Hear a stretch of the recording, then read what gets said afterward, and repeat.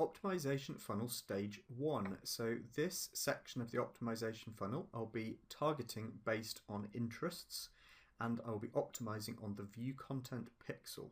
Okay, so targeting. So this is assuming, because we're in stage 1, that we are entering a new market. Okay, so I'll be using a combination of broad interests and precise interests grouped together. Okay, and there will be adjoining videos in this module on how to do all of these bits in more detail. Okay, so for now I will mention the tools that I use for finding interests, which are the FB or the Facebook Audience Insights tool, and the eMarkie FB keyword tool, which is a free tool you can use for finding precise interests. Okay, so see the video directly after this one, which goes into detail on using those.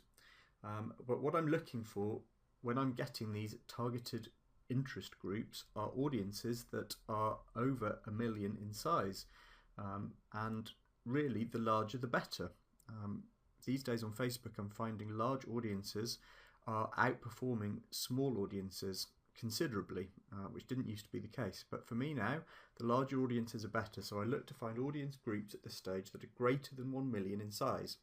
And I want a minimum, an absolute minimum at this point, of 2 audiences, one for my broad interests and one for my grouped precise interests.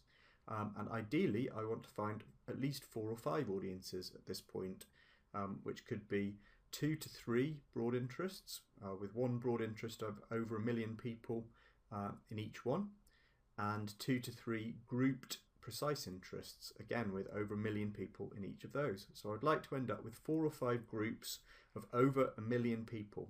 Okay, and that is the targeting. Then in the ad setup, I'm going to create a conversion optimized campaign, and this is going to be the same campaign that I'll be using for promoting this product throughout the entire optimization funnel.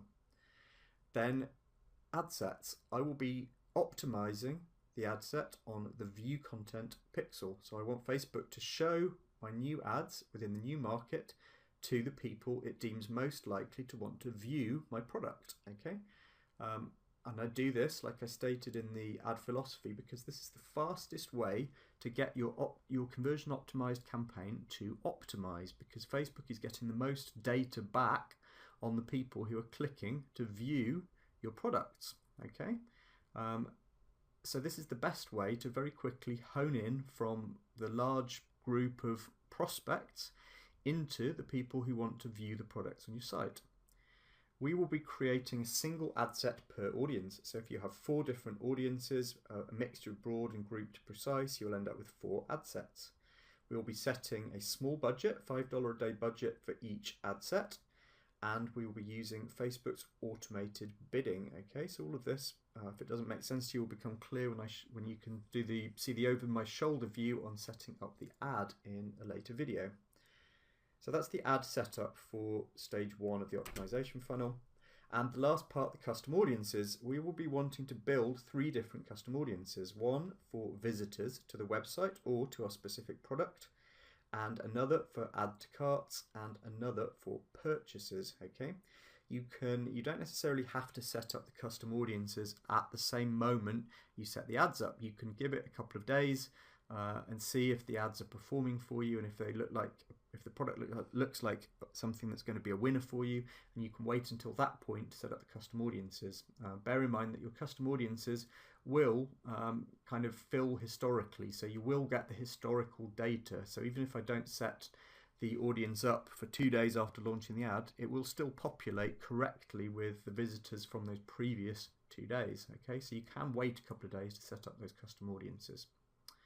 Okay, so that's an overview of stage 1.